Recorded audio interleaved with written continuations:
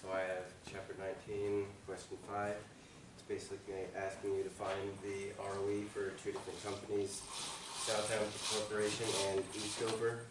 And so you're using some data from tables in the book. And so ROE equals your operating margin times your interest burden times your asset turnover times your leverage times your tax burden. And so you have to calculate each of those individual parts of the ROE. So your profit margin is your EBIT over your sales. So for Southampton it is 8.1%, for Eastover it's 10.7%.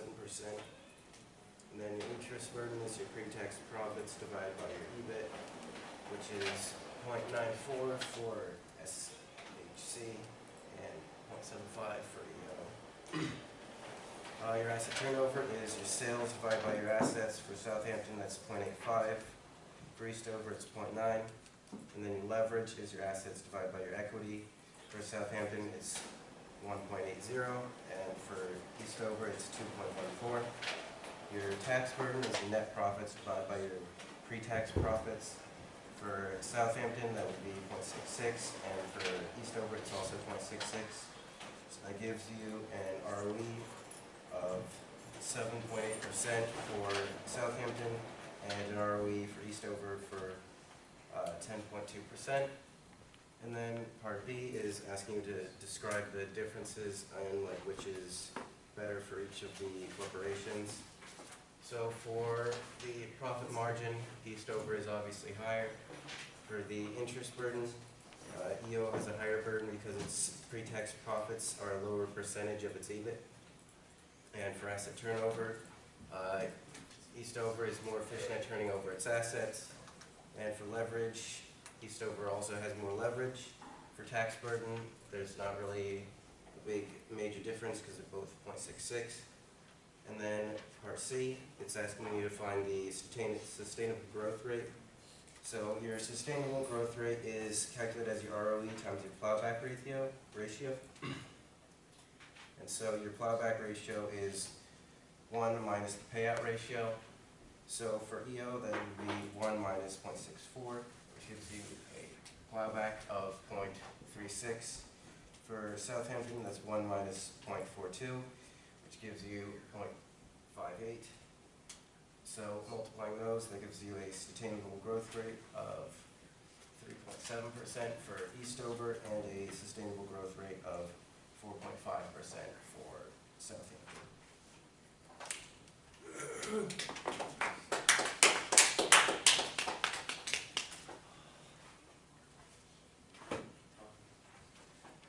I have Chapter 19, Question 6. Discuss advantages and disadvantages of using constant growth DDM. How does the two-stage DDM improve upon the constant growth? So, the advantages of constant growth model include logical, theoretical basis, simple to compute, inputs can be estimated, and disadvantages include very sensitive to estimates of growth. Constant growth is an unrealistic assumption, assumes growth will never slow down, dividend payout must remain constant, and it's not applicable for firms not paying dividends. And the improvements offered by the two-stage model include the two-stage model is more realistic. It accounts for low, high, or zero growth in the first stage, followed by constant long-term growth in the second stage. And the model can be used to determine stock value when the growth rate in the first stage exceeds the required rate of return.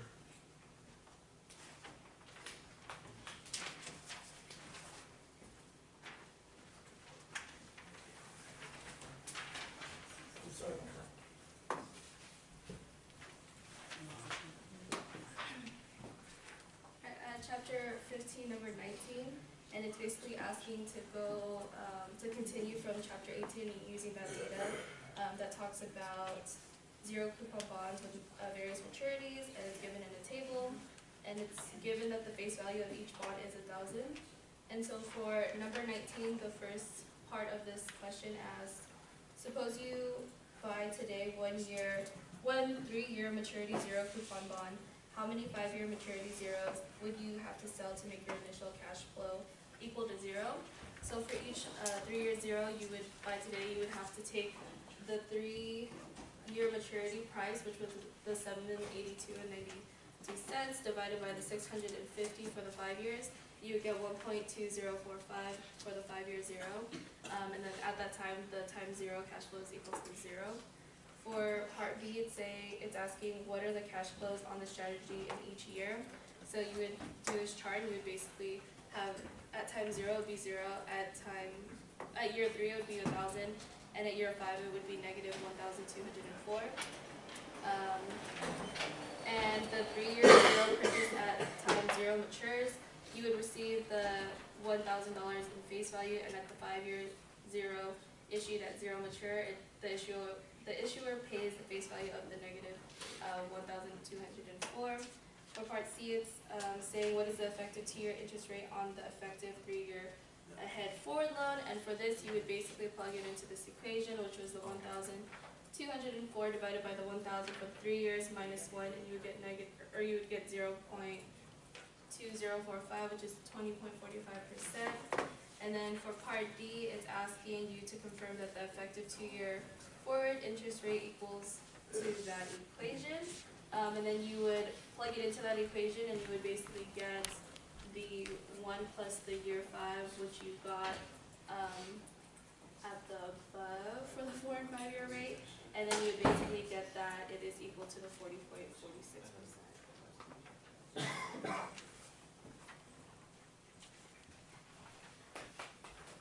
Yeah.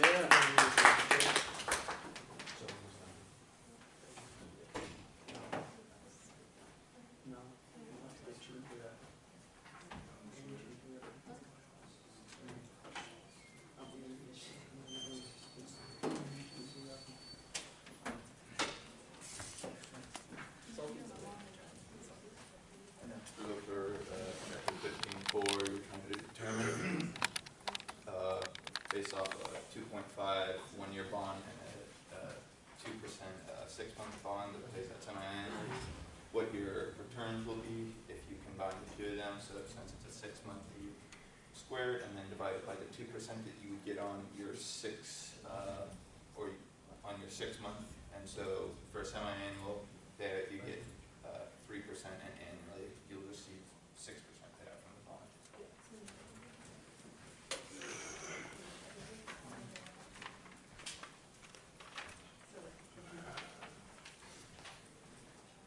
Alright, this is chapter 15, the term structure of interest rates, and this is problem number 18. And so I'm going to show you how to calculate the forward rate of 4-year zero. So what you're going to do is you're going to take the previous 3-year zero, 782.92, and you're going to divide that by the 4-year zero, which is 715. You're going to come out with 1.095.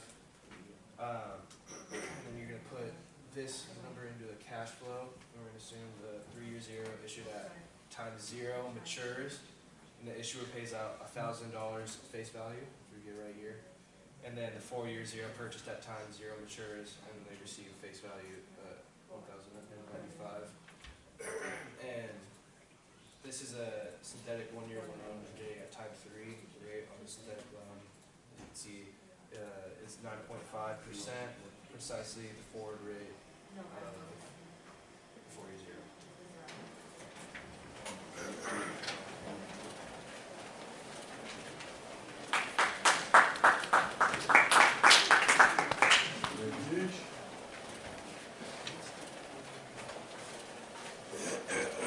Alright, so I had chapter 19, number 13,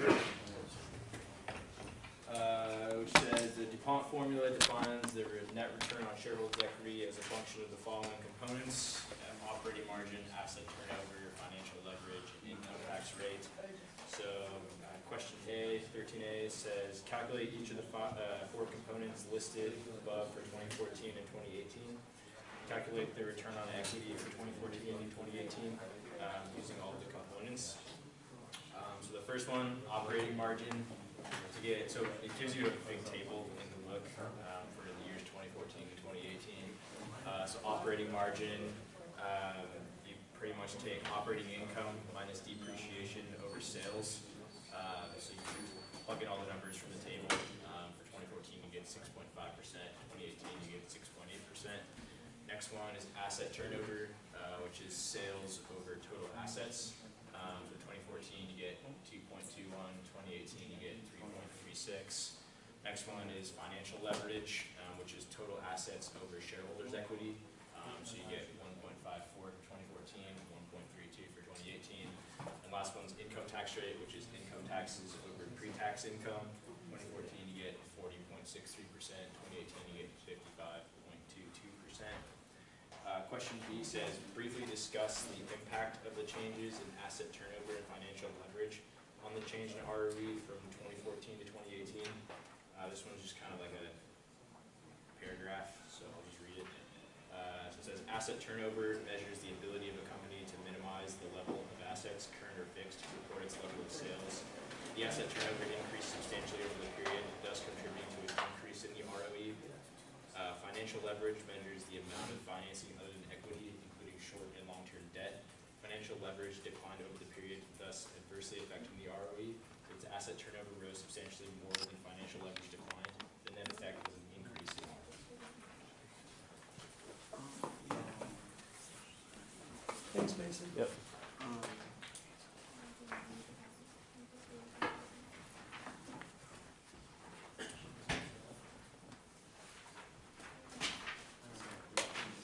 My question is really. So I had chapter 19, number 2, the CFA problems. Scott Kelly's reviewing Master Choice financial statements. In order to exhibit its sustainable growth rate, consider the information presented, and it has like a whole entire financial statement. And so part A is identify and calculate the components of the DuPont formula. And so that's the formula, and so you just break it up and solve for each of them. And so net profits over sales is equal to 475 over 4,750, which is equal to 10%. Assets over equity is equal to 2,950 over 2,100, which is equal to 1.4. And then sales over assets is 4,750 over 2,950, which is equal to 1.61. And then B says to just put it all together and solve for the return on equity. And so after plugging it all in to that original equation, it just comes out to 10% times 1.61 times 1.4, which is equal to 0.2262, which comes out to 22.62%. And then for C, calculate the sustainable growth rate for 2018 from the firm's ROE and plowback ratios. So G is equal to ROE times the plowback ratio, which is earnings minus dividends over earnings. And so after plugging in the ROE, which is 22.62, when you look at the financial statement, it gives you these numbers. That comes out to 15.67%.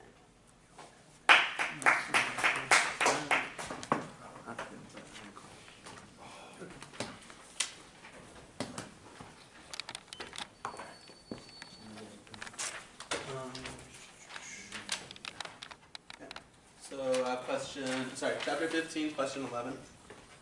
So the yield to maturity on a 1-year zero coupon bond, on 1-year zero coupon bonds is currently 7%.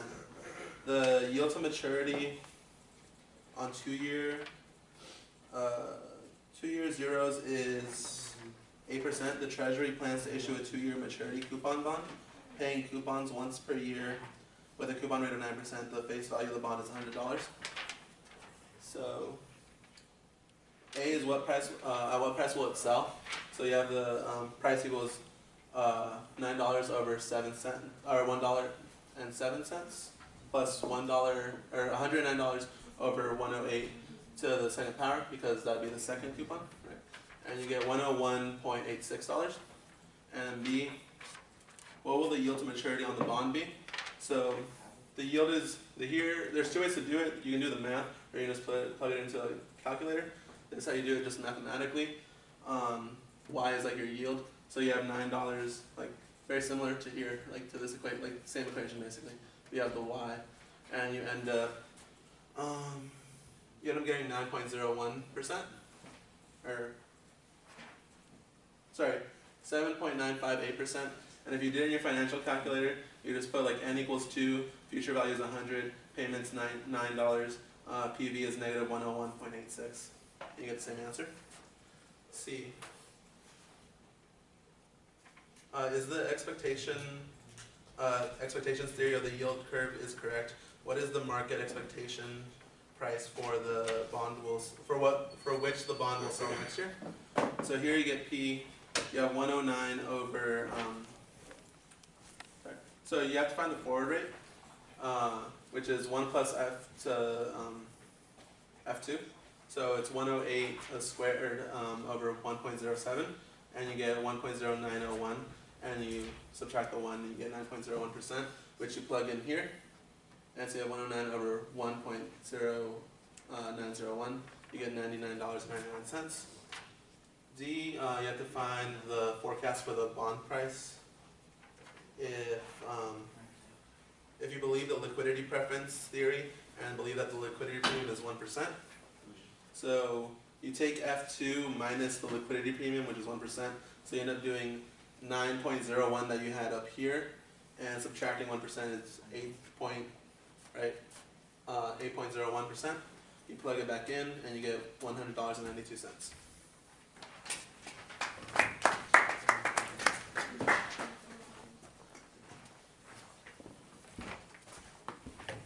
Chapter 15, question 12. So part A is asking what the current bond price is. So to get that, you do $85 multiplied by 0.94340, and then add it to the 85 multiplied by 0.87352, and then add that to $1,000 or $1,085 multiplied by 0.81637, and that gives you the bond price of $1,040.20,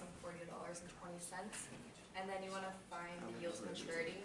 So that is the $85 multiplied by the annuity factor, which is the 6.97, and then you add that to the $1,000, which is multiplied by the PV factor, which is 6.97, giving you again $1,000 or $1,040.17. And then the bond price 1 year from now, if Y equals 8%, then the bond price will be equal to $85 multiplied by 8%, plus $1,000 multiplied by the PV factor of 8%, giving you $1,008.92. And then the holding period rate of return is equal to the $85 plus the $1,008.92 subtracted by $1,040.20. And all of that is divided by the $1,040.20, giving you 5.16%. Excellent.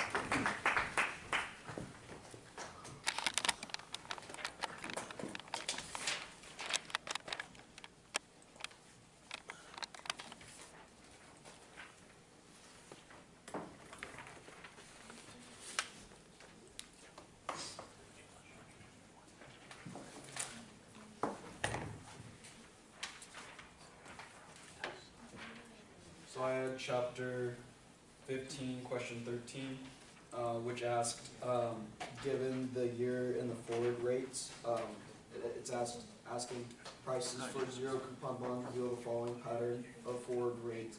In addition to the zero coupon bond, investors may also purchase a 3-year bond making annual payments of $60 with par value of $1,000. And so question A is asking, what is the price of the coupon bond?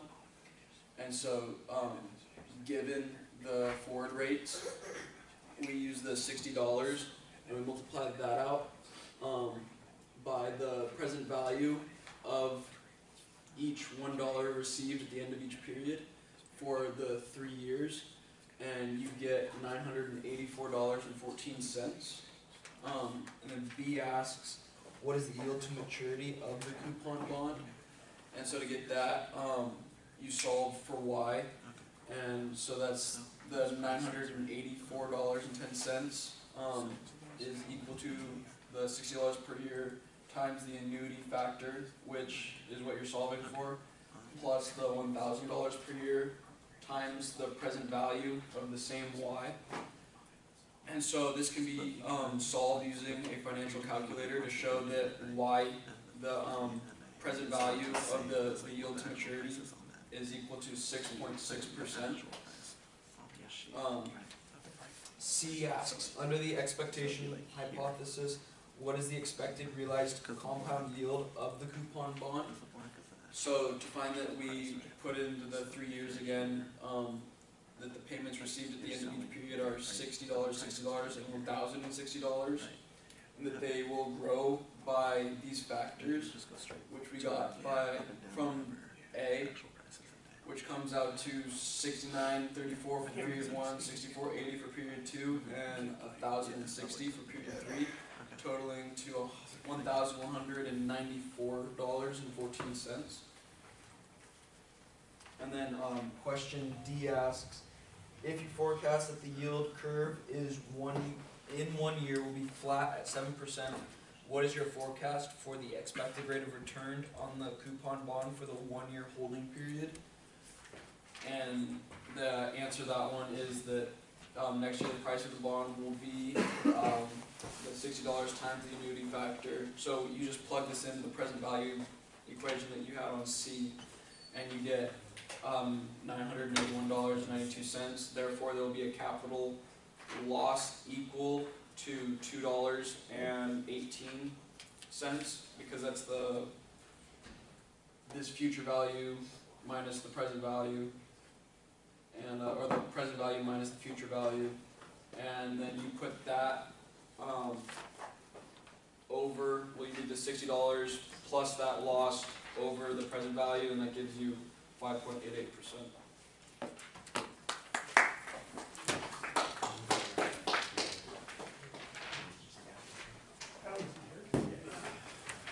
Okay, I had chapter 15, problem 14, and it asks for the rate of return on the zero coupon bonds. And so it gives you all the rates. Did you guys know? I thought you were.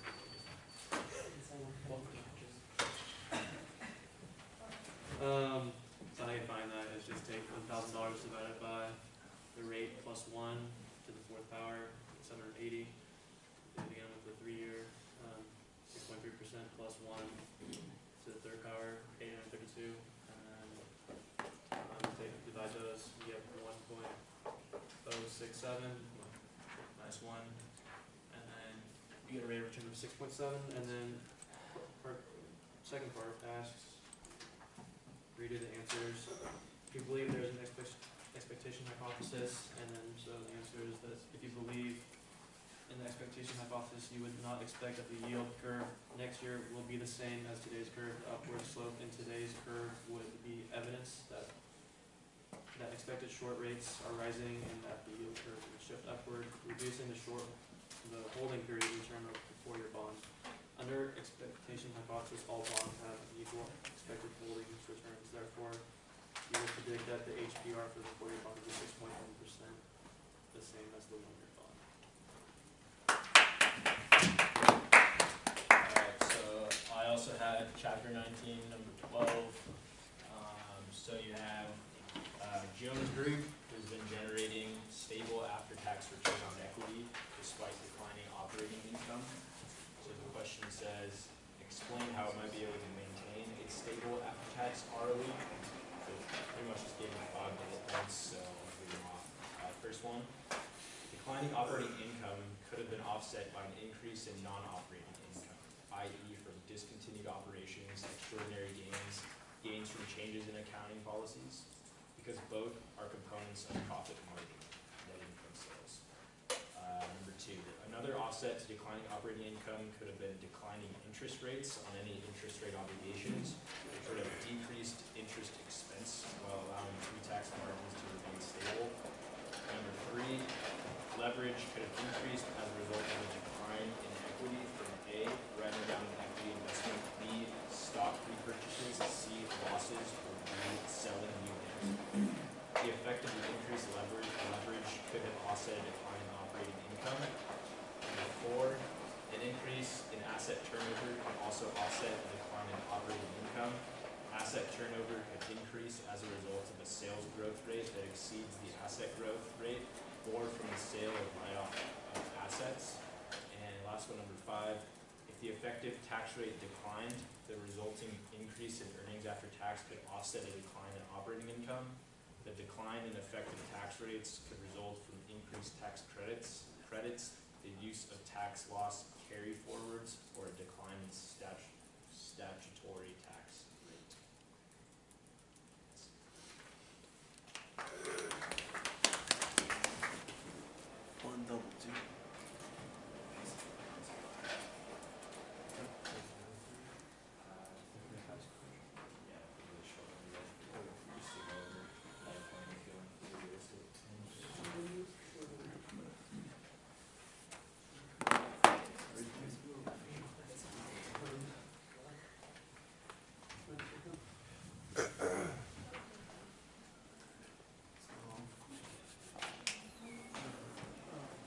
Are those done?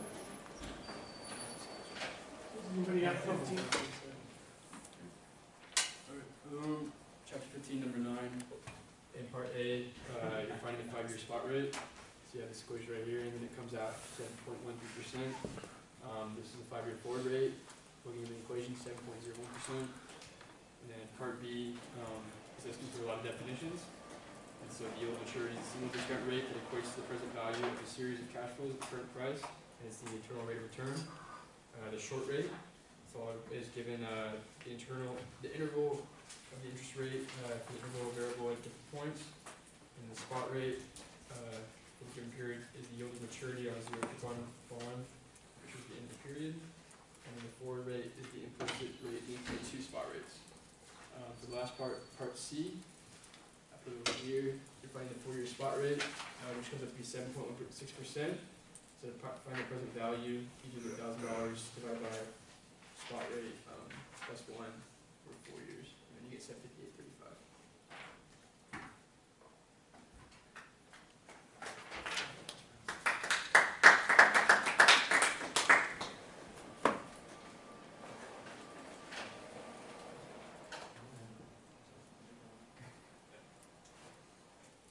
Are we missing somebody? Did we do 15? Yeah. 15, 14? What about 7.9? I got that right here. Okay. So in order to determine whether a stock is undervalued or overvalued, Tyler, we stand compute up. the price earning model. Get him to stand up. So these two companies, they're Southampton and EO. So we're using the PE model. We can calculate the 5-year average for each stock and then divide that by the number of the 5-year average for the S&P 500. And this will give the relative 5-year PE. And then you can compare the average historical relative PE to the current PE using the estimate of this year's earnings per share. And then for the price book model, we should make the similar calculations by dividing the average 5-year price book ratio by the 5-year average price book for the S&P 500, and then compare the result to the current relative PE. And these are the results in a chart.